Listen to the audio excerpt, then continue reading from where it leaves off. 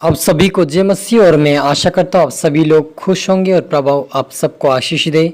और आज हम विशेष बातें करेंगे कि हमें नींद से जाग उठने का समय क्या पहुंचा हमारे लिए, क्या हम सोते रहें या जागते रहें। आज विशेष हमारे लिए परमेश्वर का वचन हमारे सामने आया है और हमें उस वचन के अनुसार चलना बहुत ही जरूरी है।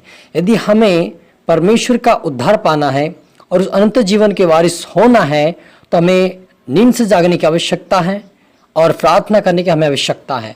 और उसी के बारे में आज हमारा वचन, प्रभु के वचन से आज हम सीखेंगे कि आज का हमारा टॉपिक है कि हमें नींद से जाग उठने का समय आ पहुंचा है। हालेलुया। हमारा टॉपिक है नींद से जाग उठने के समय आ पहुंचा है, क्योंकि हम यहाँ पर रोमियो की पत्री उसके 13 अध्याय उसकी 11वीं आयत से पढ़ेंगे। समय को पहचान कर ऐसा ही करो, इसलिए कि आप तुम्हारे लिए नींद से जाग उठने की घड़ी आ पहुंची है, क्योंकि जिस समय हमने विश्वास किया था उस समय के विचार से अब हमारा उद्धार निकट है। रात बहुत बीत गई है और दिन निकलने पर है, इसलिए हम अंधकार के कामों को त्याग कर ज्योति के हथियार बांध ले। हालेलुया। हम प्रार्थना करें। धन्यवाद मेरे ईश्वर आजा पिता परमेश्वर खुदा प्रभु जी, आज के वचन आज के कलाम से पिता हम हर एक से बातें कर मेरे पिता। आपके बेटा बेटे जितने प्रभु आज का वचन देखें या सुने पिता, उनको पिता तो नींद से जगा प्रभु जी, आत्मिक रीति से वो जगने पाए। आज से प्रार्थना में बढ़े, वचन में बढ़े, पवित्रता में बढ़े, आपके धर्म आपके राज्य की खोज करने वाले और बढ़े पिता परमेश्वर, और बने प्रभु जी, आत्मिकता बढ़ने पाए पिता। और पिता परमेश्वर हर एक के जीवनों से पिता आज के वचन से तू बातें कर मेरे पिता। आज का वचन हर एक के जीवन में 100 गुना फल है प्रभु जी। पवित्र आत्मा सपुत्र आत्मा सौंपते ईश्वर आजा ने अपना आत्मा दे दे, आप मेरे मुख से होकर बोले। ये प्रार्थना दुआ यीशु तेरे मीठे मधुर नाम से मांगते हैं, आमीन। तो मेरे जी जो यहाँ पर लिखा है कि रोमियो की पत्री 13 अध्याय उसकी 11वीं ऐसा पढ़ेंगे। समय को पहचान कर ऐसा ही करो, इसलिए कि आप तुम्हारे लिए नींद से जाग उठने की घड़ी आ पहुंची है, क्योंकि जिस समय हमने विश्वास किया था उस समय के विचार से अब हमारा उद्धार निकट है। हालेलुया। मेरे अजीजों, आप और मुझे नींद से जागने की घड़ी आ पहुंची है। हमें सोते नहीं रहना है, हमें प्रार्थना करना है, वचन पढ़ना है, यह करते में चलना, ताकि हमारा उद्धार क्या हमारे निकट आ चुका है। यदि हम प्रार्थना करेंगे, हम वचन पढ़ेंगे तो हमें उद्धार मिलेगा, क्योंकि वो निकट आ चुका समय। उद्धार पाने के लिए हमारे जीवन में उद्धार हमारे जीवन में यानी कि उद्धार हमारा निकट है, लेकिन हमें एक अनंत जीवन पाने के लिए हमें आप और मुझे परमेश्वर की साथ बैठने और उससे प्रार्थना करने की आवश्यकता है। और नींद से जाग उठने की घड़ी पहुंचे हमारे लिए। यदि हम सोते रहेंगे, प्रार्थना नहीं करेंगे, तो हमें उद्धार और अनंत जीवन नहीं मिलेगा, क्योंकि रात बहुत बीत गई और दिन निकलने पर है, इसलिए हम अंधकार के कामों को त्याग कर ज्योति का हथियार बांध ले। हालेलुया। मेरे अजीजों, हमारे जो अंधकार का जो समय है, जो अंधकार का हमारा जो काम है, उसे हमें त्यागना पड़ेगा। अंधकार का मतलब ये कि हम संसार की अभिलाषा, संसार की बातें, शारीरिक बातों को हमें छोड़कर प्रभु की बातें, प्रभु की आराधना, प्रभु के वचन को पढ़ना, उसके वचन के अनुसार चलना, ये हमारे लिए ज्योति मेरे जैसो। यदि हम पुराने कामों को छोड़ देंगे, पुरानी आदतों को छोड़ देंगे और प्रभु की ओर बढ़ेंगे, तो परमेश्वर आप और मुझे ज्योति की संतान बनाएगा, और वो ज्योति प्रभु यीशु मसीह है। हालेलुया। क्योंकि हमारा उद्धार निकट है, इसलिए हमें आप और मुझे जागने की आवश्यकता है। रात बीत चुकी है, अब हमारा समय है कि हम रात को भी प्रार्थना करें।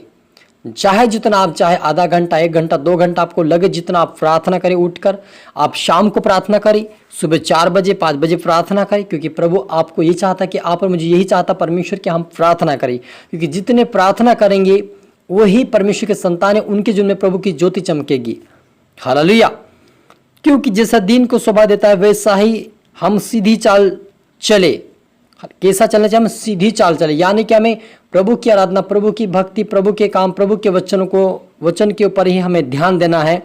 संसार की ओर हमें ध्यान नहीं देना, क्योंकि संसार हमारा उद्धार नहीं कर सकता, संसार हमें अनंत जीवन नहीं दे सकता, लेकिन प्रभु यीशु मसीह हमें दे सकता। क्योंकि यदि हम संसार को देखकर डर के रहेंगे और विश्वास में कमजोर होते चले जाएंगे, प्रार्थना नहीं करेंगे कि मेरा रिश्तेदार ये आया वो आया है, तो आप परमेश्वर से दूर चले जाएंगे और आपके जीवन में शांति नहीं, अशांति महसूस होगी और आपको अनंत जीवन नहीं मिलेगा। क्योंकि आप यदि प्रार्थना नहीं करेंगे, वचन नहीं पढ़ेंगे, ये करते में नहीं चलेंगे, तो आपका अनंत जीवन मिलना मुश्किल मेरे जीजो। यदि आप और मुझे अनंत जीवन चाहिए, हमारा उद्धार हमारे जीवन पूरी रीति से चाहिए, देखो प्रभु यीशु मसीह उद्धार देने के लिए आया, और उद्धार हमारा ये कि हम प्रभु यीशु मसीह के वचनों को पालन करें, उसको फॉलो करें, प्रभु की आज्ञाओं को माने। जब हम हमारा उद्धार यदि निकट है तो हमें अंत जीवन भी मिलना निश्चित तय है हमारे लिए।